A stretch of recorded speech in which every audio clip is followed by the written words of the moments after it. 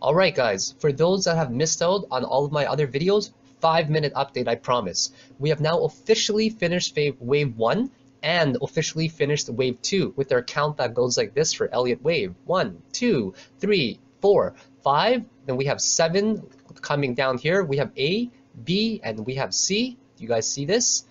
Right? And because it didn't break out up there to start wave 3, we now have our A, B, C. This ends up becoming X. And then we have Y down here, and between X and Y, we have A, B, and C. Finishing wave 2, guys. Now, I want to make note that wave 3 is the abso-fucking-lute strongest wave, guys. It is such a powerful wave, and being able to catch a wave 3 is a thing of beauty, okay? Now, how do we know that this was officially finished? You guys know me. I need confirmation, okay? I need lots and lots of confirmation before entering because I don't like to get caught in bull traps, okay, guys? If I went long here, you know, like say somewhere here, and I didn't get that confirmation and it downtrended, holy crap, I would have been really scared. So what we do for confirmation is this, okay? 2 major confirmations. One, well, actually 2. These 2 right here poke right through my resistance that I've identified, right? And it closes above them, both of them. Regardless if it's red or not, it closes above it. And 2, it gets rejected right here. The wick just touches the 55 EMA and bam, it shoots right upwards. So now where are we in the actual count now that wave 3 has started, okay? Okay, I'm just gonna delete all of this right here and you guys are gonna get a quick idea of where we are. So there's 5 waves within wave 3, okay? And it looks like we actually just finished wave 1 right here. Okay, so I'm gonna make that really thick for you guys, and right here, it looks like we're just about done wave 1 of 5 up here, okay? And then now we're gonna get a corrective pattern, and the corrective pattern, we take the Fibonacci, okay, and then we just draw it up here, guys. That was really random. Did you guys hear that guy sing? He was pretty bad. He'd probably get sent home right away for Canadian Idol. For sure he would. So right here, Fibonacci, that's where we're targeting. And usually a very strong first wave could retrace anywhere from, actually let's do this. Let's show you guys, okay? I'm so fucking excited right now because we're all gonna make so much money today, right guys? We take the base range pretty much of where it started. Just something like that. And then we make a target for where it actually is about to drop down, but that's a little bit too much for me. I'm gonna take a range of maybe, yeah, I'm gonna do it right here. Just something like that. This range seems pretty fair to me. Actually, let's go from where it started. Let's be more conservative, right here. And then we take this base range and we add it to where it's about to come down, okay? So this is actually a really realistic target, the 618, just based on the distance of the range here. And if we actually do it from this range, we can get a more conservative approach as well. So a more conservative approach would be kind of the 0.5 level. Okay, so based on the size of the wedge, we know that a really good buying opportunity is actually right in this box right here. So once again, you take the base range of the wedge here, and then you also use it as the same one-to-one target. So now our target to buy is about right here between 421 and 428. But we can also be more conservative and increase our range right here as well to the 382 level, because sometimes it can only retrace to the 382 level, okay? Now what happens after this? After this happens, assuming it goes to there only, we take our Fibonacci extension, okay, from where it began, not that one, from where it began to where it ended, and the possible range of right here. Let's do a conservative one and take the absolute lowest point, the 618, and then we're going to shoot for a 1-to-1 ratio again. And then when we shoot for a 1-to-1 ratio, our next target is actually $8, guys. $8 is our next target from a 1-to-1 ratio. This one did it right here. Look, check this out. Watch this, okay guys? Bam!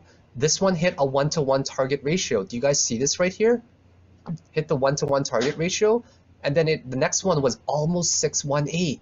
So, and that's for wave 5 ended. So realistically, if we use the exact same targets, guys, we use the exact same targets. Whoa, I just screwed that up. I'm sorry.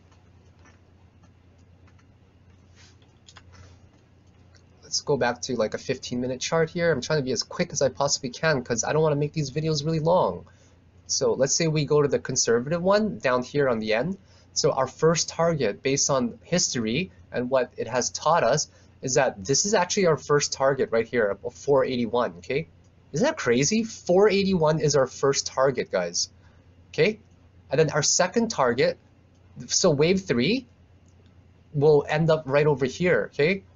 And then wave 5 will end up possibly right up to here, just based on history of the 5 possible waves. So that's it. Then we get our 5 waves. And if we assume as well, for example, this one here being how long? Let's get an average date range, okay? We'll get an average date range from where the trend started, 220 bars, 9 days, okay? So how long did this corrective pattern happen? 220, and this one was 81 bars for the first wave, and then 2 correction as well. Wow, we're actually not even close to in it, guys.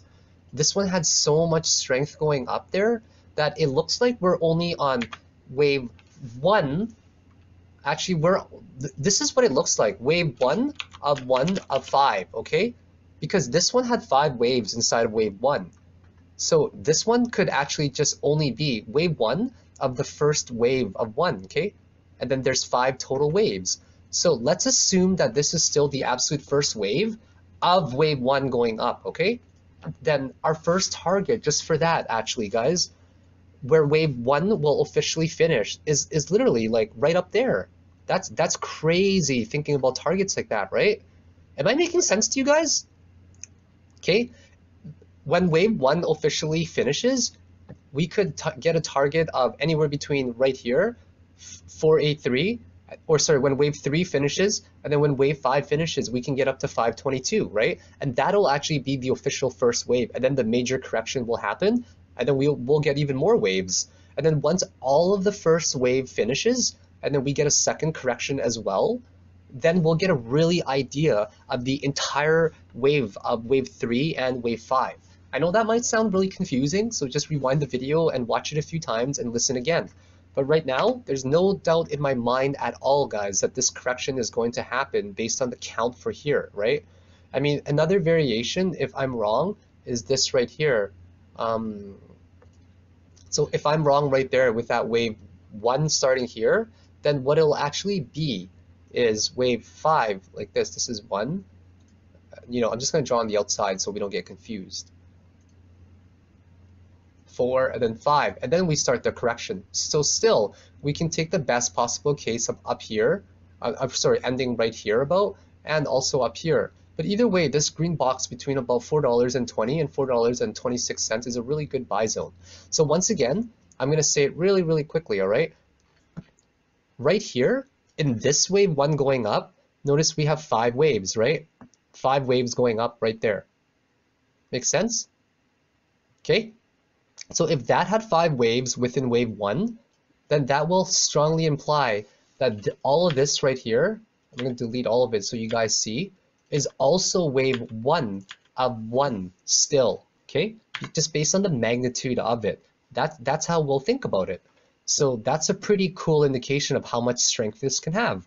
So that is the quick update for Halloween, guys. And I'll do more of these quick little updates so you guys don't have to watch 1-hour videos. Take it easy.